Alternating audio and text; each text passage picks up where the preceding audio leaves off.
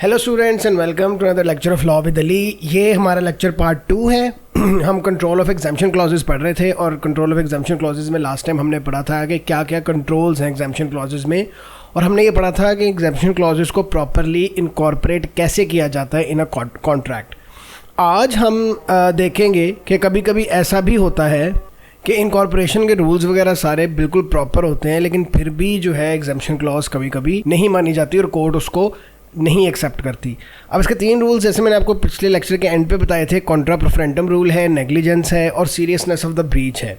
अब सबसे पहले हम कॉन्ट्रा प्रोफरेंटम रूल के बारे में देख लेते हैं कि वो क्या चीज़ है। कॉन्ट्रा प्रोफरेंटम रूल ये कहता है कि जो बेनिफिट ऑफ द डाउट है ना, वो हमेशा उसको मिलता है जिसके खिलाफ या जिसके ऊपर एग्जाम्पशन क्लॉज अप्लाई होती है, उसको बेनिफिट ऑफ द डाउट मिलता है। मतलब कि कोई भी छोटी सी भी एम्बिग्विटी होगी अगर एग्जाम्पशन क्लॉज में, तो वो नहीं मानी जाएगी। और अगर कोई एम्बिग्विटी होगी तो उसको लीस्ट फेवरेबल वे में इंटरप्रेट किया जाएगा उस बंदे के खिलाफ जिसने उसको इंसर्ट किया है। होलियर वर्सेस रैम्बलर मोटर्स का एक केस है जिसके अंदर एक बंदे की गाड़ी रिपेयर कराने के लिए गराज में गई। वो पहले भी गराज में काफ़ी अर्से काम करवाता रहा है, लेकिन कंडीशंस जो हैं उसके अंदर, जो टर्म्स एंड कंडीशंस थी गराज की, उसके अंदर लिखा हुआ था कि the company is not responsible for damage caused by fire to customers. ठीक हो गया।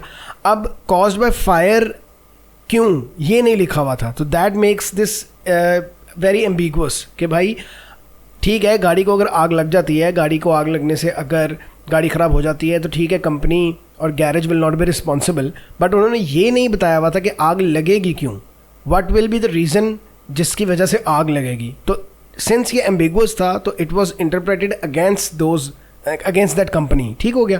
तो कोर्ट ऑफ अपील ने वहाँ पे 2 पॉइंट्स दिए थे। उन्होंने कहा था कि क्लॉज जो है वो इनकॉर्पोरेटेड बिल्कुल सही तरह नहीं की गई, और ये क्लॉज सिर्फ प्रीवियस डीलिंग की बेस पे हम इनकॉर्पोरेट नहीं कर सकते। और दूसरा पॉइंट उन्होंने ये बताया कि अगर डिफेंडेंट ने रिलाई करना है क्लॉज में, तो ये विदाउट एनी एम्बिग्विटी लिखी होनी चाहिए, ये इतनी क्लियर होनी चाहिए कि इसमें कोई एम्बिग्विटी बिल्कुल ना हो, तो इसको माना जा सकता है, interpret in the favour of the company किया जा सकता है। अब कॉन्ट्रा प्रोफरेंटम रूल के बाद जो 2 रूल्स थे, नेग्लिजेंस और सीरियसनेस ऑफ द ब्रीच, वो स्टैट्यूट लॉ देखता है।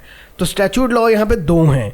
पहले हम देखेंगे अनफेयर कॉन्ट्रैक्ट टर्म्स एक्ट 1977 जो बिजनेस टू बिजनेस डीलिंग्स के लिए बने हुए हैं। उसमें उन्होंने कहा हुआ है कि जो बिजनेस लायबिलिटी है वो तब अराइज होती है जब बिजनेस दूसरे बिजनेस के साथ डीलिंग करता है। ठीक है। इसके अंदर कॉन्ट्रैक्ट्स ऑफ इंश्योरेंस नहीं आते, contracts of transfer of land नहीं आते, और इसमें कमर्शियल कॉन्ट्रैक्ट्स जो इंटरनेशनल कमर्शियल कॉन्ट्रैक्ट्स हैं वो नहीं आते। ठीक हो गया। बाकी लोकल जितने भी हैं वो आते हैं।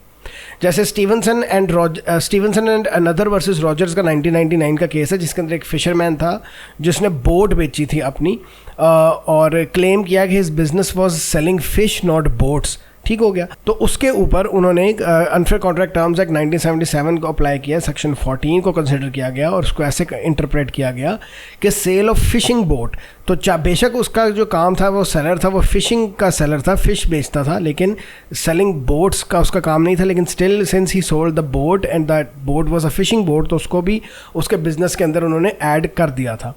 फिर नेग्लिजेंस की लायबिलिटी आ जाती है सेक्शन 2 कि आप कभी भी डेथ और पर्सनल इंजरी जो है, बिजनेस टू बिजनेस की बात हो रही है कि डेथ और पर्सनल इंजरी अगर आपकी नेग्लिजेंस की वजह से हुई है किसी की, तो उसको आप रिस्ट्रिक्ट या एक्सक्लूड नहीं कर सकते। और इसके सेक्शन 3 के मुताबिक आप ब्रीच ऑफ कॉन्ट्रैक्ट को भी रिस्ट्रिक्ट या एक्सक्लूड नहीं कर सकते। और ये ब्रीच ऑफ कॉन्ट्रैक्ट वाली पहले CRA 2015 से पहले तो ये हर तरह के कॉन्ट्रैक्ट को डील करता था, लेकिन सिंस CRA जो है कंज्यूमर एक्ट 2015 आ गया हुआ है अब, तो अब कॉन्ट्रैक्ट्स बिटवीन बिजनेस जो है वो सिर्फ अपने standard of terms of business पे डील करते हैं, और इसको ये सेक्शन उसी चीज़ को डील करता है। अब ये सेक्शन कंज्यूमर वाले को डील नहीं करता। फिर रीजनेबलनेस टेस्ट आ जाता है कि रीजनेबलनेस जो है ना वो भी होनी चाहिए, मतलब रीजनेबल क्लॉज होनी चाहिए। क्लॉज जो है वो बिल्कुल अनरीजनेबल ना हो, कोई उसका नाजायज़ फ़ायदा ना उठा रहा हो। इस एक्ट का जो स्केड्यूल 2 है उसके अंदर मेंशन है कि रीजनेबलनेस को टेस्ट कैसे करना है। पहले रीजनेबलनेस को देखा जाता है कि बार्गेनिंग स्ट्रेंथ पार्टीज़ की कितनी है कंपैरेटिवली। ठीक है।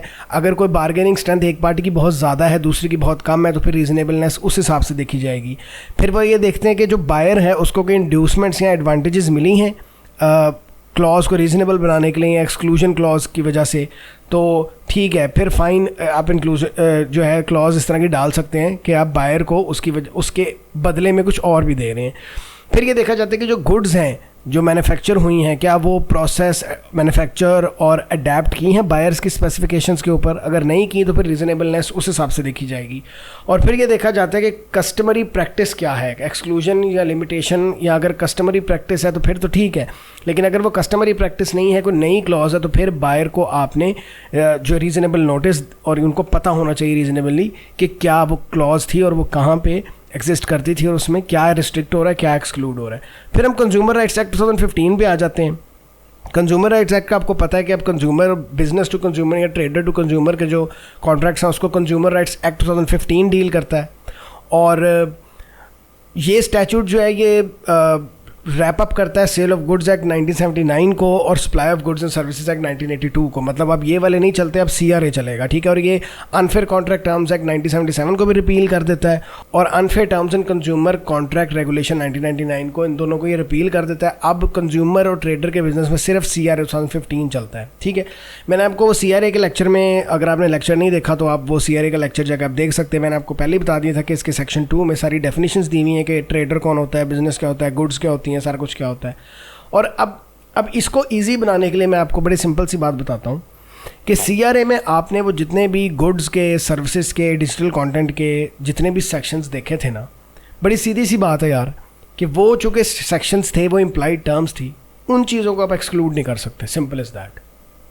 आपको कुछ और सोचने की ज़रूरत ही नहीं है, आपको कोई बहुत ज़्यादा आउट ऑफ द वे जाने की ज़रूरत ही नहीं है। बड़ी सिंपल सी बात है कि आप उन चीज़ों को एक्सक्लूड नहीं कर सकते। उन चीज़ों में क्या था कि आप क्वालिटी, सेटिस्फैक्ट्री क्वालिटी गुड्स की, fit for purpose as described, section 31 कहता है कि आप इसको एक्सक्लूड नहीं कर सकते, ठीक हो गया। सेक्शन 57 कहता है कि आप सर्विसेज वाले जितनी भी चीज़ें थी कि वो रीजनेबल टाइम में होनी चाहिए, प्रॉपर स्किल एंड केयर के साथ होनी चाहिए, उसको एक्सक्लूड नहीं कर सकते, ठीक हो गया। और सेक्शन 62 जो है वो ये कहता है कि a term in a consumer contract will be unfair if contrary to the requirement of good faith it causes a significant imbalance in the parties' rights and obligations। कि अगर आप राइट्स एंड ऑब्लिगेशंस में बहुत imbalance कर रहे हैं तो ये अनफेयर है, ठीक हो गया। और फेयरनेस टेस्ट भी है इसमें कि जितने भी नेचर और सब्जेक्ट मैटर है कॉन्ट्रैक्ट का उसको देखते हुए, जितनी भी सर्कमस्टांसेस हैं existing when the term was agreed, उसमें क्या है उस चीज़ को देख के रीजनेबलनेस देख लेते हैं। फिर जो नेग्लिजेंट लायबिलिटी है वो वही है जो अनफेयर कॉन्ट्रैक्ट टर्म्स एक्ट की थी कि आप अपनी नेग्लिजेंस की वजह से अपनी नेग्लिजेंस को एक्सक्लूड नहीं कर सकते अगर किसी को कोई डेथ या पर्सनल इंजरी हो जाती है, ठीक है। और फिर सेक्शन 68 इसका कहता है कि ट्रांसपेरेंसी होनी चाहिए। ट्रांसपेरेंसी का मतलब है कि ट्रेडर को इंश्योर करना है कि रिटर्न टर्म्स जो हैं कंज्यूमर के साथ वो उसके कंज्यूमर के नोटिस में हैं और वो बिल्कुल ट्रांसपेरेंट हैं, ठीक है। ट्रांसपेरेंट का मतलब कि वो एक्सप्रेस्ड है in plain intelligible language and legible, ठीक है। वो कोई इतना कन्फ्यूजिंग ना हो, कहीं ढकी छुपी ना हो, सेम प्लेन उनको नज़र आनी चाहिए कि हाँ इस तरह का कोई क्लॉज कॉन्ट्रैक्ट में है जो एक्सक्लूजन या लिमिटेशन एग्जाम्पशन क्लॉज इस तरह का कोई है, ठीक हो गया। इसके साथ ही हमारा ये चैप्टर भी ख़त्म हो जाता है और चैप्टर के साथ यूनिट भी ख़त्म हो जाता है। हमारा जो अगला यूनिट है वो डिस्चार्ज ऑफ द कॉन्ट्रैक्ट है, जिसके अंदर परफॉर्मेंस ब्रीच और फ्रस्ट्रेशन आती है कि कॉन्ट्रैक्ट जब हो गया, सबसे पहले हमने कॉन्ट्रैक्ट बना लिया, फिर हमने उसकी टर्म्स देख ली, अब हम देखेंगे कि कॉन्ट्रैक्ट को डिस्चार्ज करना है, मतलब कॉन्ट्रैक्ट को क्या करना है, परफॉर्म हो सकता है, वो ब्रीच हो सकता है और फ्रस्ट्रेट हो सकता है। मैं मिलूँगा आपसे अगले लेक्चर में, बाय बाय।